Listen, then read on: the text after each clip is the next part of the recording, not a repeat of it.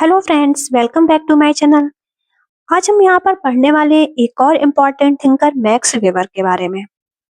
अगर आप UGC net sociology की तैयारी कर रहे हैं या फिर सोशलो किसी ऐसे हायर एग्जाम की तैयारी कर रहे हैं जहाँ पर सोशलॉजी पूछा जा रहा है, उन सभी एग्जाम के लिए ये वीडियो काफी ज्यादा हेल्पफुल होने वाला है। बट डिटेल हम लोग यहाँ पर पूरा जो टारगेट करेंगे वो यूजीसी नेट एग्जाम को टारगेट करते हुए कर रहे हैं। जो हमारा सिलेबस है यूजीसी नेट का, उसको हम यूनिट बाय यूनिट यहाँ पर कवर करने वाले हैं। अभी तक हमने इस सीरीज में कुछ थिंकर्स को पढ़ रखा है। पहले जो हमारी यूनिट 1 चल रही है, इस यूनिट में हमने सोशियोलॉजिकल थ्योरी को पढ़ा। उसके बाद हमने कार्ल मार्क्स और उनकी थ्योरीज को पढ़ा, उनके कॉन्सेप्ट को पढ़ा। उसके बाद हमने इमानुएल डर्कहाइम, उनके कॉन्सेप्ट एंड उनकी बुक्स को भी पढ़ा है। और आज हमारा जो लेक्चर है वो है मैक्स वेबर के बारे में। तो आज के वीडियो में हम पढ़ने वाले हैं मैक्स वेबर के बारे में, जो कि एक क्लासिकल थिंकर है। और इनके जो कॉन्सेप्ट है, इनकी जो थ्योरीज है वो काफी ज्यादा इंपॉर्टेंट है। एग्जाम में इनसे काफी सारे क्वेश्चन देखने को मिलते हैं। वैसे भी यूनिट 1 जो हमारी सबसे ज्यादा इंपॉर्टेंट होने वाली है, यहाँ पर हम जो भी थिंकर्स को पढ़ते हैं उनको हमें बहुत अच्छे से पढ़ना है और उनके सारे कॉन्सेप्ट को याद कर रखना है, क्योंकि एग्जाम में इनसे काफी सारे क्वेश्चन आपको देखने को मिल जाते हैं। और जिसमें से हमारे कार्ल मार्क्स, इमानुएल डर्कहाइम और मैक्स वेबर काफी ज्यादा इंपॉर्टेंट है, क्योंकि ये एक क्लासिकल थिंकर भी है और इनके जो कॉन्सेप्ट है वो काफी ज्यादा इम्पोर्टेंट है। चलिए, तो आज हम बात करते हैं मैक्स वेबर के बारे में। मैक्स वेबर का जो टाइम पीरियड है वो हमारा है 1864 से 1920 का। वेबर एक जर्मन सोशलॉजिस्ट थे। इनको हम इकोनॉमिस्ट और पॉलिटिकल थिंकर के रूप में भी जानते हैं। जो मैक्स वेबर थे, इनको बोला जाता था founding father of modern sociology. तो इनको बुर्जुआ मार्क्स भी कहा जाता था। ये थोड़ा हमें याद रखना है कि जो मैं किसको बुर्जुआ मार्क्स बोला जाता है, ये क्वेश्चन कभी पूछा जा सकता है। तो हम मैक्स वेबर को बुर्जुआ मार्क्स बोलते थे। इन्होंने जो फोकस किया था वो एम्पिरिकल हिस्टोरिकल रिसर्च पर उनका जो फोकस था। और इनकी कुछ मेथोडोलॉजी थी। उन्होंने किस चीज, जैसे value free, value neutrality, value relevance, इन सब मूल मुक्त, तटस्थता और प्रतिक्रियाशीलता, इन सब की जो मेथोडोलॉजी थी वो इन्होंने दे रखी थी। ठीक है, तो हम पढ़ेंगे उनके वन बाय वन कॉन्सेप्ट जो हमारे मैक्स वेबर ने दे रखे थे। ठीक है, चलिए देखते हैं हमारा जो उनका पहला कॉन्सेप्ट है। अगर हम देखते हैं, मैक्स वेबर का एक फेमस कॉन्सेप्ट है वस्टी हैंड का। वस्टी हैंड, व्हाट इज द वस्टी हैंड? सबसे इंपॉर्टेंट चीज थी कि कोई भी जो वर्ड दे रखा है हमें उस वर्ड की मीनिंग पता होनी चाहिए। तो वस्टी हैंड क्या है? To understand the social action we must understand its meaning from the point of view of actor. तो सिंपल भाषा में अगर हम समझे तो वेबर का मानना था कि किसी व्यक्ति के कार्य को समझने के लिए केवल उसके व्यवहार को देखना पर्याप्त नहीं है। हमें यह भी समझना होगा कि वह कार्य क्यों कर रहा है। इसी को उन्होंने वस्टीहैन कहा था। ठीक है, जैसे हम एक एग्जाम्पल की तरफ से देख सकते हैं। जैसे कोई व्यक्ति मंदिर जाता है तो केवल उसका जाना व्यवहार है, क्यों जाता है इसका अर्थ समझना ही हमारा वस्टीहैन होता है। ठीक है, तो ये काफी सिंपल कॉन्सेप्ट है। आई होप आप सभी को याद रहेगा। तो इसका जो मेन मोटो है समझने का, तो वेस्टी हैंड का अर्थ है व्याख्यात्मक समझ। ठीक है, तो आपको ये चीज याद रहेगी कि हमें उसकी जो व्याख्यात्मक समझ है, डीप अंडरस्टैंडिंग है, वो हमको समझना होगा। इनका हमारा नेक्स्ट कॉन्सेप्ट है सोशल एक्शन। वेबर ने कहा था कि समाज शास्त्र सामाजिक क्रिया का अध्ययन है। सामाजिक क्रिया वह है जो दूसरों के व्यवहार को ध्यान में रखकर की जाए। ठीक है, तो जो इनका सोशल एक्शन का कॉन्सेप्ट था काफी यूनिक है। हमें एक कुछ इनके जो की पॉइंट्स है वो भी हमें याद होने चाहिए कि जैसे सोशल एक्शन की बात कौन करता है? वेबर। ठीक है, और सोशल एक्शन होता क्या है ये भी हमें एक अपनी समझ के लिए पता होना चाहिए। इन्होंने 4 टाइप के सोशल एक्शन बताए थे। 4 टाइप के सोशल एक्शन कौन कौन से हैं हमारे? ट्रेडिशनल, अफेक्टिव, recreational और जो recreational जैसे रैशनल, लीगल और वेस्टियन, वर्ड रेशनल। ठीक है, इन्होंने 4 टाइप के सोशल एक्शन बताए थे और चारों टाइप के सोशल एक्शन को अलग-अलग डिफाइन भी किया था। जो ज्वैक रैशनल जो हमारा है, उसमें उसका क्या मतलब क्या? इंस्ट्रूमेंटली रैशनल एक्शन। इट मीन्स जो इस एक्शन में क्या होता है कि लक्ष्य प्राप्ति के लिए तर्क संगत कार्य। इट मीन्स हम इसको ज्वैक रैशनल को बोल सकते हैं तर्क संगत। ठीक है, जैसे हम कोई एग्जाम्पल देखते हैं कि सपोजेड हम नेट एग्जाम की तैयारी कर रहे हैं, तो हमें उसके लिए योजना बनाकर पढ़ाई करनी चाहिए। राइट, नेक्स्ट है हमारा वैल्यू रैशनल एक्शन, जिन्हें जिन्हें हम रैशनल बोलते हैं। किसी मूल्य या आदर्श के लिए कार्य, जैसे सत्य के लिए संघर्ष करना। ठीक है। नेक्स्ट है हमारा अफेक्टिव एक्शन।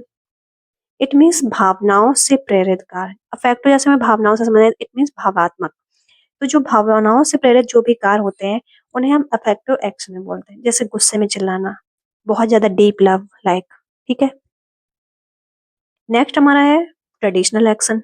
जैसा कि हमें वर्ड से क्लियर है, जो भी पारंपरिक कार्य होते हैं वो हमारे सारे ट्रेडिशनल एक्शन में आते हैं। परंपरा के आधार पर जो कार्य किए जाते हैं, जैसे कोई भी त्योहार को मनाना या फिर कोई धार्मिक क्रिया को करना, तो ये जो हमारे रहते हैं वो हमारा रहता है ट्रेडिशनल एक्शन में। तो हमें इम्पोर्टेंट क्या है यहाँ पे, हमें पता होना चाहिए कि वेवर ने कौन कौन से सोशल एक्शन दिए, सोशल एक्शन की उन्होंने कॉन्सेप्ट दिया था, और सोशल एक्शन कितने टाइप्स के होते हैं। वेवर के अकॉर्डिंग 4 टाइप के सोशल एक्शन उन्होंने बताए थे। ठीक है। चलिए देखते हैं next concept, ideal type. Ideal type is a analytical construct not found in reality but used as a standard for comparison. तो जो हमारा आइडियल टाइप है ये रियलिटी नहीं है, इट मीन्स वास्तविकता नहीं है, बल्कि वास्तविकता को समझने और उसको विश्लेषण करने का एक टूल है, इट मीन्स एक उपकरण है। जैसा कि हम समझते हैं, एक एग्जाम्पल समझते हैं। मान लीजिए आप एक किसी भी आइडियल टीचर की कल्पना करते हैं, कोई भी आदर्श शिक्षक। तो उसकी कल्पना में क्या क्या हो सकता है, उसकी जो विशेषताएं होंगी उस कल्पना में एक आदर्श शिक्षक की क्या विशेषताएं हो सकती हैं, कि वो समय का पाबंद हो, ईमानदार हो, विषय का विशेषज्ञ भी हो, विद्यार्थियों के प्रति समर्पित हो। बट आपको क्या लगता है कि ऐसा शिक्षक पूरी तरीके से मिलना आसान है? बिल्कुल भी नहीं है। ऐसा शिक्षक वास्तविक जीवन में मिलना पूरी तरीके से मुश्किल है। लेकिन हम इसी आदर्श मॉडल की सहायता से वास्तविक शिक्षकों का मूल्यांकन करते हैं। समझ में आ रहा है ना, कि हम एक आइडियलिटी को एक कल्पना मानते तो हैं, और उसी कल्पना के आधार पर हम जो रियलिटी होती है उसको समझने का, समझने, उसका विश्लेषण करने के लिए एक पैमाना सेट करते हैं। ठीक है। आगे देखते हैं कि आइडियल टाइप के हमारे कुछ प्रकार हैं। जैसे हमारा है हिस्टोरिकल आइडियल टाइप। इसमें क्या होता है, हम जो ऐतिहासिक घटनाएं हैं उनको समझने के लिए, जैसे हमारा हो जाएगा मॉडर्न कैपिटलिज्म। ठीक है। दूसरा है हमारा है जनरल सोशलॉजिकल आइडियल टाइप्स। इसमें क्या है, जैसे कि सामाजिक संस्थाएं जो होती हैं, जैसे ब्यूरोक्रेसी, अथॉरिटी, इनको समझने के लिए। नेक्स्ट हमारा है एक्शन आइडियल टाइप। इसमें क्या हो जाता है, एक्शन इट मीन जैसे मानव व्यवहार, सामाजिक क्रिया, इनको जो समझने के लिए बनाया जाता है। इट मीन्स जैसे रैशनल एक्शन और ट्रेडिशनल एक्शन। ठीक है। तो ये हमारा था आइडियल टाइप का कुछ उनका कॉन्सेप्ट एंड उनके बारे में हमने देखा। चलिए अब देखते हैं हम अपने नेक्स्ट कॉन्सेप्ट के बारे में। वेबर ने एक त्रिपक्षीय मॉडल दिया था सोशल स्ट्रेटिफिकेशन का। वेबर के अकॉर्डिंग जो समाज में जो स्तर होते हैं वो 3 पार्ट में उन्होंने डिवाइड किए थे, एक क्लास, स्टेटस और पार्टी। क्लास में क्या था, क्लास में व्यक्ति की आर्थिक स्थिति को देखा जाता था, इट मीन्स उसका इकोनॉमिक ऑर्डर कैसा है, उसके पास कितनी संपत्ति है, क्या आय के स्रोत है, कितनी आय है। ठीक है। स्टेटस में क्या देखते थे, स्टेटस में व्यक्ति की पोजीशन देखते थे, it means social order, social समाज में जो मिलने वाला उसका सम्मान, प्रतिष्ठा, सम्मान में समान, समाज में उसकी पहचान, इसको देखा जाता था। कई बार आर्थिक रूप से कमजोर व्यक्ति भी समाज में बहुत ज्यादा सम्मानित होते थे, जैसे हो गया, जैसे हम शिक्षक की बात करते थे, धार्मिक गुरु हुआ करते थे, डॉक्टर, सैनिक। उनकी स्थिति इतनी मजबूत नहीं थी, फिर भी उनको समाज में एक सम्मान मिलता था। ठीक है। नेक्स्ट उन्होंने बात करी थी पार्टी। पार्टी का संबंध राजनीतिक शक्ति और प्रभाव से था। जो लोग निर्णय लेने और दूसरों को प्रभावित करने की क्षमता रखते थे वे पार्टी समूह का हिस्सा माने जाते, जैसे कोई भी राजनीतिक दल हो गया, सांसद, विधायक, राजनीतिक संगठन। तो जो हमारा पार्टी था वो टोटली पॉलिटिकल ऑर्डर पर बेस्ड था। ठीक है। तो बेवर ने समाज को समझने के लिए केवल आर्थिक आधार पर्याप्त नहीं बताया था, उन्होंने बताया था कि सामाजिक प्रतिष्ठा, राजनीतिक शक्ति भी काफी इंपॉर्टेंट रोल प्ले करती है। तो ये था हमारा सो वेबर का सोशल स्ट्रेटिफिकेशन का त्रिपक्षी मॉडल। ठीक है। तो हमें ये याद रखना होगा कि इन्होंने कौन कौन से त्रिपक्षी मॉडल में कौन कौन सी चीजें बताई, क्लास, स्टेटस और पार्टी। ठीक है। चलिए देखते हैं उनका next concept, power and authority. Weber ने पावर और अथॉरिटी में कुछ अंतर बताए थे। पावर, उनके अकॉर्डिंग पावर क्या थी, पावर होती है जो दूसरों पर अपनी इच्छा थोप सकता है। ठीक है। बट अथॉरिटी में क्या था, एक वैध शक्ति, एक वैलिड शक्ति, जिसे हम लेजिटिमेट पावर कहते थे, ऐसी शक्ति जिसे लोग वैध मानकर स्वीकार करें। ठीक है। ये हमें, और उनके अकॉर्डिंग जो वेबर थे अथॉरिटी, उन्होंने 3 टाइप्स बताए थे, 3 टाइप्स ऑफ अथॉरिटी दी थी, ट्रेडिशनल अथॉरिटी, चैरिस्मेटिक अथॉरिटी और लीगल रेशनल अथॉरिटी। तो इनको हम वन बाय वन करके समझेंगे तो कि ट्रेडिशनल अथॉरिटी क्या थी, चैरिस्मेटिक अथॉरिटी क्या है और लीगल रैशनल। इसकी हम हिंदी भी समझते थे। ट्रेडिशनल अथॉरिटी में क्या है, पारंपरिक। दूसरी है चैरिस्मेटिक अथॉरिटी, इट मीन्स करिश्माई। और लीगल रैशनल अथॉरिटी, कानूनी तर्कसंगत। ठीक है। ठीक है। तो इसके हमने अलग अलग अथॉरिटी को अलग अलग तरीके से डिफाइन किया है। पहली हमारी है ट्रेडिशनल अथॉरिटी, इट मीन्स पारंपरिक अधिकार। इसमें क्या था कि ये जो अधिकार है हमारा, ये अधिकार परंपरा, रीत रिवाज और प्रथाओं पर आधारित था। लोग हमेशा ऐसा मानते आए हैं, इसलिए वो ऐसा स्वीकार करते हैं। इट मीन्स जैसी हमारी परंपरा चली आ रही है, लोग बिल्कुल वैसा ही स्वीकार कर लेते हैं। तो ट्रेडिशनल अथॉरिटी हमारी जो आधार है वो उसका परंपरा और रीत रिवाज है। इसमें हम कोई एग्जाम्पल देखते हैं, जैसे राजा महाराजा हो गया, सामंतवाद, परिवार का मुखिया।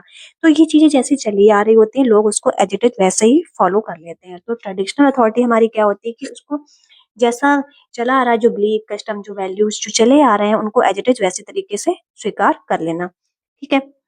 दूसरा है हमारा चेरिस्मेटिक अथॉरिटी, इट मीन्स करिश्माई अधिकार। इसमें क्या था, यह अधिकार किसी ऐसे व्यक्ति के गुणों, उसकी करिश्मा, उसकी वीरता, ज्ञान, नेतृत्व तथा क्षमता पर आधारित होता है। लोग उस व्यक्ति के प्रभावित होकर उसका अनुसरण करते हैं। जैसे हमारा क्या होता है, व्यक्ति के व्यक्तिगत गुण पर। जैसे हमारे महात्मा गांधी, कोई फिल्म स्टार हो गया, कि हम लोग उसको बिल्कुल जो उसकी स्वयं की पर्सनालिटी होती है उसके अकॉर्डिंग उसका अनुसरण करते हैं। इसमें हम कोई भी फेमस फेमस लीडर को भी ले सकते हैं। कोई जैसे महात्मा गांधी हो गए, हमारे स्वामी विवेकानंद हो गए। कोई भी लोकप्रिय नेता, जिसको जो भी फिल्म स्टार होते हैं, उनको हम लोग ऐसी एज इट इज फॉलो करने लगते हैं ना। तो उस तरीके का। ठीक है। दूसरा हमारा है, नेक्स्ट है हमारा legal rational authority, it means कानूनी तर्क संगत अधिकार। यह टोटली हमारी जो तर्क, वैधानिक तर्क संगत पर आधारित कानून, नियम और जो तर्क संगत पर आधारित होती है, इसे कानूनी रूप से वैध माना जाता है। लोग नियमों की वैधता को मानकर ही इसका पालन करते हैं। जैसे कोई भी हम इसका जो आधार है वो हम बोल सकते हैं कानून और उसका तर्क। ठीक है। तो जैसे कोई भी हम ब्यूरोक्रेट देखेंगे, ब्यूरोक्रेसी में हम देखते हैं कोई भी आईएएस पीसीएस ऑफिसर होता है, उसके जो नियम कायदे जो भी होते हैं स्टेट में, वो हम फॉलो करते हैं। लोकतांत्रिक सरकार, जैसे डेमोक्रेटिक कंट्री, जो डेमोग्राफ सरकार होती है, उसके जो नियम होते हैं, लॉ, रूल्स एंड रेगुलेशन, उसको लोग फॉलो करते हैं। ठीक है। और जो ये हमारा जो जो लीगल रैशनल अथॉरिटी है, ये हमारे किस एक्शन से प्रभावित है, जो एक रैशनल, राइट। तो ये काफी ज्यादा इंपॉर्टेंट है, हमें ये याद रखना होगा कि बेवर ने कितनी टाइप की अथॉरिटी बताई थी और कौन कौन सी बताई थी। Traditional authority, चेरिस्मेटिक authority and legal rational authority. हमें ये भी पता होना चाहिए कि ट्रेडिशनल अथॉरिटी किस पर आधारित है, रीत रिवाज, परंपरा पर आधारित है। ठीक है। जैसा जो हमारी रीत रिवाज, जो कस्टम्स, जो वैल्यू, जैसी बिलीफ जो चले आ रहे हैं, उनको एज इट इज ऐसे ही फॉलो कर लेना। चेरिस्मेटिक अथॉरिटी में क्या था, व्यक्ति के व्यक्तिगत गुण, नेतृत्व क्षमता, लाइक महात्मा गांधी। हमें एग्जाम्पल अगर याद रहेंगे तो हमें ये भी याद रहेगा कि वो किस अथॉरिटी से रिलेटेड है। नेक्स्ट हमारा था लीगल रैशनल, उसमें क्या है, ये हमारे कानून, तर्क संगत, इस पर आधारित है। ठीक है। चलिए देखते हैं नेक्स्ट, जो ब्यूरोक्रेसी के बारे में वेवर ने कुछ बताया। उन्होंने बताया था कि जो नौकरशाही है, इट मीन जो ब्यूरोक्रेसी है, वो आधुनिक समाज की सबसे कुशल प्रशासनिक व्यवस्था है। उन्होंने उसके कुछ पॉइंट्स भी बताए थे, कुछ विशेषताएं बताई थी ब्यूरोक्रेसी में। क्या क्या विशेषताएं हैं उनकी, पदानुक्रम, it mean hierarchy, division of labour, written rules, impersonality, merit based recruitment, written records, efficiency, sometimes something, इस टाइप के उन्होंने कुछ विशेषताएं बताई थी। बट इन्होंने क्या था कि यहाँ पर उन्होंने उसके कुछ लाभ और उसकी कुछ आलोचनाएं भी की गई। उन्होंने की जो ब्यूरोक्रेसी के क्या क्या लाभ होते हैं।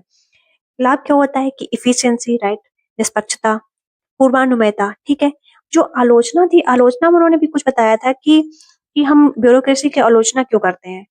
सबसे इंपॉर्टेंट तो लाल फीताशाही, जैसे हम बोलते हैं, रेड टेपिज्म। ठीक है।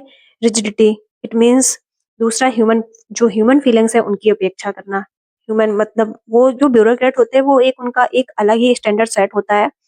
और वो फीलिंग्स वहां पे जो तर्क, क्योंकि वो सिंपल सी बात है, तर्क संगत संगत पर ही आधारित है, कानूनी तर्क संगत पर, तो वो फीलिंग को इग्नोर ही करेंगे। ठीक है। तो ये था ब्यूरोक्रेसी के बारे में। उन्होंने बताया कि bureaucracy the most rational and efficient from the organisation. Okay. ये चीजें सारी यहाँ पर लिखी हुई हैं, आप लोग रीड भी कर सकते हैं। चलिए देखते हैं नेक्स्ट कॉन्सेप्ट के बारे में, रैशनलाइजेशन। यहाँ से कुछ छोटे-छोटे कॉन्सेप्ट हैं जो की पॉइंट्स हैं। जैसा हमें जैसे एग्ज़ाम में कोई भी क्वेश्चन मिलता है, कुछ बुल की पॉइंट्स होते हैं जिससे हम आइडेंटिफ़ाई कर पाते हैं कि किस थिंकर का ये कॉन्सेप्ट है, किसने इसके बारे में बात करी है। तो उसी तरीके का है ये यहाँ से कुछ। Rationalization shift from tradition, emotion and belief towards calculation, efficiency and control. Weber के अनुसार उन्होंने बताया था कि आधुनिक समाज में अब जो परंपरा की जगह है वो तर्क और गणना ले रही है, कि जो मॉडर्न जो समय टाइम है, modern period time, modern society है, वहाँ पर अब परंपरा की जगह इतनी ज़्यादा खास नहीं रही है जो पहले हमारी ट्रेडिशनल सोसाइटी में रहती थी। मॉडर्न सोसाइटी में अब हमें देखने को मिलता है तर्क और गणना, कैलकुलेशन। जैसा कि हमने देखा भी था लीगल रैशनल अथॉरिटी, वहीं से हमारा ये कॉन्सेप्ट लिया गया है, उसी को थोड़ा-सा आगे बढ़ाया गया है। उन्होंने टाइप्स ऑफ रैशनैलिटी, उन्होंने 4 टाइप की कुछ रैशनैलिटी बताई थी, कौन-कौन सी थी? पहली है हमारी प्रैक्टिकल, दूसरा है थ्योरेटिकल, तीसरा है सब्स्टिटेंट एंड फॉर्मल। प्रैक्टिकल में क्या-क्या है? प्रैक्टिकल मीन्स व्यावहारिक, जैसे जो given reality, right? As it is स्वीकार कर लेना। थ्योरेटिकल सैद्धांतिक अमूर्त अवधारणाओं पर आधारित होगी। सब्स्टिटेंट जो वास्तविक होता है, इट मीन नैतिक मूल्यों को ध्यान में रखकर बनाई जाती है, means to end with the values. Formal it means formal, औपचारिक, जैसे means, ends and goals calculation, correct? Iron cage. What is iron cage? According to Weber, due to excessive rationalization and bureaucracy, human beings become a part of iron cage. People become trapped in rules, procedure and formalities. तो Weber ने एक चेतावनी दी थी कि अत्यधिक नियम और तर्क जो मनुष्य को लोहे के पिंजरे में कैद कर सकते हैं। जैसे कि अगर मान लो किसी भी कार्यालय, किसी भी ऑफिस में जो नियम है वो बहुत अधिक नियम है, जिससे कि मानवीय और तो क्या होता है कि जो मानवीय संवेदनाएं होती हैं वो समाप्त हो जाती हैं। तो उन्होंने एरन केज ऑफ रैशनैलिटी जो था, ये वेबर का कॉन्सेप्ट था, उन्होंने एक छोटा-सा कॉन्सेप्ट बताया था, ठीक है? नेक्स्ट है हमारा रिलीजन एंड कैपिटलिज्म। वेबर की एक प्रसिद्ध बुक थी, एक फेमस बुक थी, the Protestant ethics and the spirit of capitalism. उन्होंने उसमें एक विचार दिया था कि जो प्रोटेस्टेंट धर्म में अनुशासन, बचत और कठोर परिश्रम को बढ़ावा दिया। जो प्रोटेस्टेंट धर्म था, उसने अनुशासन, बचत और कठोर परिश्रम को ही बढ़ावा दिया था। क्या-क्या इनके बेसिक बिलीफ थे? जो कैल्विनिज्म था, जो कैल्विनवाद जिसे हम बोलते हैं, शायद सभी ने ये वर्ड सुना होगा। उन्होंने किस-किस चीज़ को प्रमोट किया था? उन्होंने हार्ड वर्क। इसमें क्या था, यदि आप ज़्यादा हार्ड वर्क करेंगे, तो आप ज़्यादा मनी कमाएँगे, इतनी ज़्यादा पैसा कमाएँगे, तो आपको मरने के बाद भी अच्छी जगह मिलेगी। एक जो कैल्विन था, इसमें बताया गया था, ये जो सिद्धांत था, पूर्व नियत के सिद्धांत पर आधारित है, डॉक्ट्रिन ऑफ प्रीडेस्टिनेशन, इस पर आधारित था। डिसिप्लिन, दूसरा हमारा है डिसिप्लिन, तीसरा है सेविंग। उन्होंने बोला था कि हमको सेविंग करनी चाहिए, time management and pursuit of success. तो ये जो कुछ इसके फीचर्स थे कैल्विनवाद के, जो उन्होंने जो बताए गए थे। इसमें उन्होंने एक और बताया था कि इस हम जो क्या होता है ना कि इस संसार में जो जैसे और भी जो धर्म होते हैं, उन्होंने बताया था कि परमात्मा, मोक्ष, इन सब चीज़ों के बारे में बात करी कि मरने के बाद मोक्ष प्राप्त होती थी। बट कैल्विनवाद में उन्होंने बताया था कि आप इसी जन्म में जितनी ज़्यादा मेहनत करनी है, उतनी कर सकते हैं, क्योंकि मरने के बाद जैसा कुछ नहीं होता। अगर आप जितनी ज़्यादा मेहनत करेंगे, आप जितना ज़्यादा पैसा कमाएँगे, उसके बाद उसको उतना ही ज़्यादा मरने के बाद अच्छी जगह मिलेगी। एंड टाइम इज़ मनी, इसमें बताया बोला जाता था कि time is money, money begets money. It means समय ही पैसा है और पैसे से ही पैसा बनाया जा सकता है। इन्होंने काम को प्रायोरिटी दी थी, काम ही पवित्र है। पूजा से ज़्यादा उनका यहाँ पर जो फ़ोकस था वो काम पर ही था।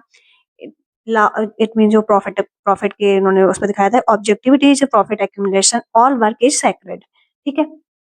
तो ये जो हमारे कुछ इसकी विशेषताएँ थी, वो कैल्विनवाद की विशेषताएँ थी, जिससे कि पूंजीवाद की वृद्धि हुई। जैसे ही ज़्यादा पैसे पे फ़ोकस किया गया, जितना ज़्यादा फ़ोकस धर्म को भी पैसे से जोड़ दिया गया कि जितना ज़्यादा आप अच्छा और इस सब चीज़ों को उन्होंने, तो जिससे आप जितना ज़्यादा अच्छा कमाओगे, जितना ज़्यादा पैसा अर्जित करोगे, उतना ही ज़्यादा आपको अच्छा जीवन मिलेगा, आपको मरने के बाद भी एक अच्छी जगह मिलेगी। तो जिससे कि कैल्विनवाद की इस विशेषताओं की वजह से पूंजीवाद की वृद्धि हुई। ठीक है? तो ये थे हमारे कुछ इम्पोर्टेंट कॉन्सेप्ट। थोड़ा-सा और हम यहाँ पर देख लेते हैं कि मै वेबर और मार्क्स, उनकी कुछ तुलनात्मक चीज़ें जो क्या-क्या उन्होंने वेबर और मार्क्स के बीच में थी। जो हमारे कार्ल मार्क्स थे वो इकोनॉमिक डिटरमिनिज्म थे, और जो मैक्स वेबर थे इन्होंने मल्टी कैजुअल अप्रोच रखी थी। कार्ल मार्क्स में था इन्होंने class conflict, materialism, focus on structure, change through and revolution, इन सब चीज़ों के बारे में बात करते थे। जबकि वहीं weber class, status and party के बारे में बात की। उन्होंने आइडियाज, कल्चर एंड वैल्यू के बारे में भी बात करी। फोकस ऑन सोशल एक्शन, जैसा कि हमने पढ़े थे कितने टाइप्स के सोशल एक्शन थे, सभी लोग कमेंट करके बताइएगा।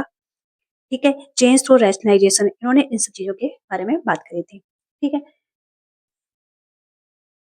तो ये थे मैक्सवेल के कुछ इंपॉर्टेंट कॉन्सेप्ट जो अभी हमने पढ़े हैं। अभी तक हमने क्या-क्या पढ़ा उसका थोड़ा-सा हम रैपिड रिवीजन कर लेते हैं। मैक्सवेल के बारे में हमने कौन-कौन से कॉन्सेप्ट पढ़े हैं।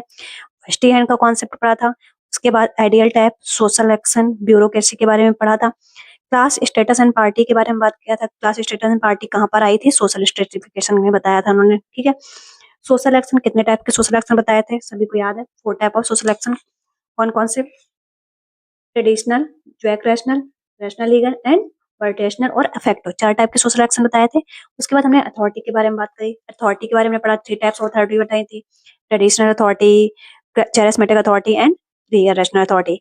उसके बाद रैशनलाइजेशन, एरन केज का कॉन्सेप्ट रहा। प्रोटेस्टेंट एंड एथिक्स, जो उनकी फेमस बुक है, इस बुक को हमें बहुत ध्यान रखना होगा, ठीक है। क्लास स्टेटस एंड पार्टी हमने इसके बारे में पढ़ लिया था। तो ये हमारा था कुछ उसका रैपिड रिवीजन, जो आपको याद रहेगा कि आपने क्या-क्या पढ़ा है, ठीक है। चलिए रखते हैं आज फिर इतना ही इस वीडियो में। मिल नेक्स्ट वीडियो में कुछ नए कॉन्सेप्ट के साथ। तब तक के लिए आप पढ़ते रहिए और वीडियो को ज़्यादा से ज़्यादा लोगों के साथ शेयर ज़रूर कीजिएगा। अगर आप चैनल पर नए हैं तो चैनल को सब्सक्राइब करना बिल्कुल मत भूलिएगा और बेल आइकन को प्रेस कर लीजिए, जिससे आपको लेटेस्ट अपडेट बहुत ही आसानी से मिल सके। ये है हमारे यहाँ पर कुछ समरी, जो भी हमने आज पढ़ा है उसके बारे में। 4 type of social action, 3 type of authority, bureaucracy, rationalisation, iron cage, Protestant ethics and class status and party के बारे में। तो हमने यही पॉइंट आज पढ़े हुए हैं। तो ये है आपका पूरा ब्रीफ समरी बोल सकते हैं इसको, ठीक है। आपको ये रैपिड रिवीजन में काफी हेल्पफुल करेगा। आपको जल्दी एग्जाम टाइम में आपको याद रहेगा कि कौन-कौन से कॉन्सेप्ट हैं जो हमारे पेपर में दिए हैं, ठीक है। चलिए रखते हैं फिर इतना ही आज के वीडियो में। मिलते हैं नेक्स्ट वीडियो में। तब तक के लिए थैंक यू।